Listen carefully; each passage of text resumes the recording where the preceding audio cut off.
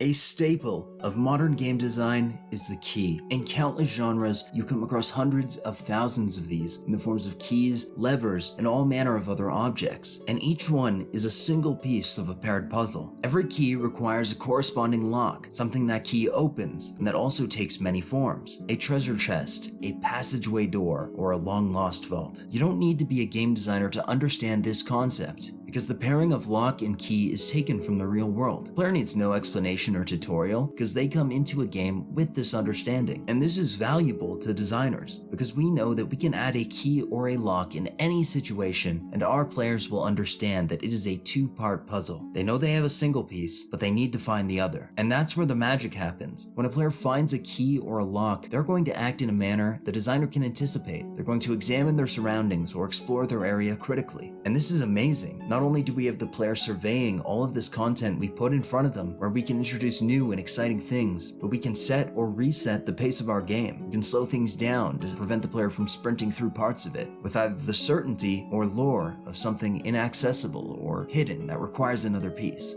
But while there are areas where finding a brass key for a locked chest or a dragon's claw to enter a final chamber are effective, the best keys aren't actually keys at all. And in fact, the single best piece of game design advice I ever received is that my games needed less keys that were actual physical keys. So today, let's take a look at why and how designers accomplish this feat. The first reason why is simple. Look at how we started this video. Countless genres, hundreds of thousands of keys. And it's okay to have many standard keys and locks in your game. It is an effective tool, but with so many, it can get repetitive and stale if every lock is solved this way. A game like Skyrim recognizes that every door cannot be opened by a dragon's claw key, or players would get worn out, so they include pillar solutions, hidden levers, buttons, and of course lockpicking, for what is a lockpick if not a key to a lock. Compare Skyrim to a game like Doom 2016, another very successful title, but all of its pacing is tied to a single key, the key card. They differ in color, of course, red, blue, yellow, so that they can be distinguishable in multiples, but it's always one solution to one puzzle: the door. Player sees a red door and starts checking around for a red keycard. It's color-coded, simple, and effective in telling the player what they need to do. But does a lock and key puzzle need to be simple to be effective? Well, in my experience, no, not at all. The Fable series is well known for its demon doors, locked magical doors whose entire existence is linked to protecting treasure. Each door has a key, but that key is in the form of a challenge. It can be anything from answering riddles, battling guardians, or achieving various things in the world. It can be entirely simple, something like this.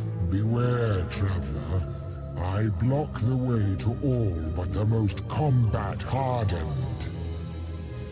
If you request, my guardians will test your mettle in combat. Or something more complex, like this. You're not one of them, are you? My eyesight's not what it used to be. One was a gallant knight. His plate armor was so shiny, probably what did my eyes in.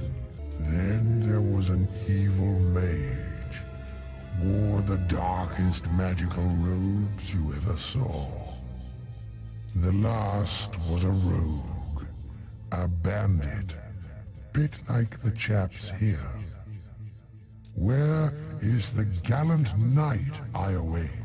Each of these is a key, cleverly hidden behind a task. A player playing Fable has probably collected keys all game in the form of the silver keys that litter its open world. These are used to open various chests in the game, but yet each demon door found is an exciting new puzzle to solve, something to focus on now or come back to later. And that's another reason why designers would use a key that is not a key. Something to focus on is easy. Anytime a player finds a key, they're going to be focused on using it as soon as possible. But come back to a lock later, that's much more difficult. The player finds a physical key after all, a physical lever or button. What's stopping them from walking over towards the lock and using it? Nothing. Sometimes we of course want this. A game like Doom 2016 is fast-paced. It wants players moving ahead and engaging with its core gameplay, the combat, not solving riddles like our demon door example. But let's say we want more complex locks. that strategy becomes, well, obsolete, doesn't work. Well, let's take a standard key, and let's say it's broken, unable to be inserted into the lock and turned. Is that key still a key, or has it evolved into something else? The player has this broken key and can see the lock in front of them, but this paired puzzle isn't complete just yet. They have both pieces, yet no solution. So, how do we fix this key? Player thinks, well, maybe they can just carry this with them. Perhaps on their journey along the way, they find somebody who can fix that broken key. A locksmith or a blacksmith perhaps? Or perhaps they learn a magical spell at an arcane college, or obtain a scroll from a merchant shop that will allow them to mend the key back together. This key is something to work towards. Whereas a standard paired key puzzle is often a reward for searching or looking around, these kinds of evolutions away from keys are actually rewards for thinking. And that's an important distinction between keys and keys that aren't keys. I cannot tell you how many times I've faced a locked door where I already have the key because I've looted everything. Times where a friend asks me where the key is for a chest in the cellar, and I have to go, wow, I didn't realize it was locked at all. Having moments where players just have what they need is very cool. It allows for feelings of reward for our exploration. But should we design lock and key puzzles with this in mind? If a paired puzzle of lock and key's purpose is to extend our gameplay, reset the pace, or reward players for their time with new and exciting things, don't you think there should be some effort involved beyond searching every crate? Keys are effective. They do what they need to do simply and without effort. But it is that effectiveness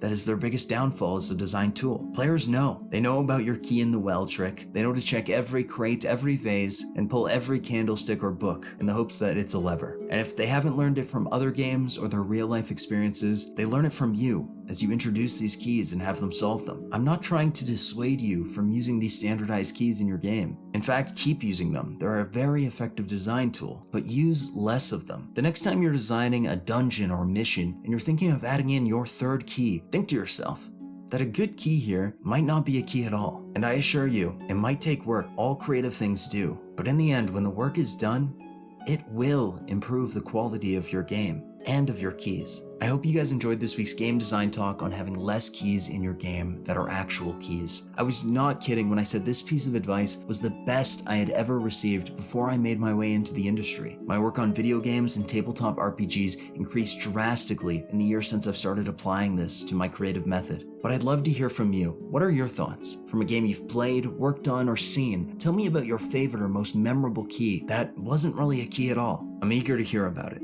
As usual, a huge thank you to my patrons over on Patreon. It is with their support I have been ramping up content on this channel, and there's a lot more to come thanks to you amazing people. Until next time, keep designing, never lose your passion, and I will see you guys in the next Game Design Talk video. Bye guys.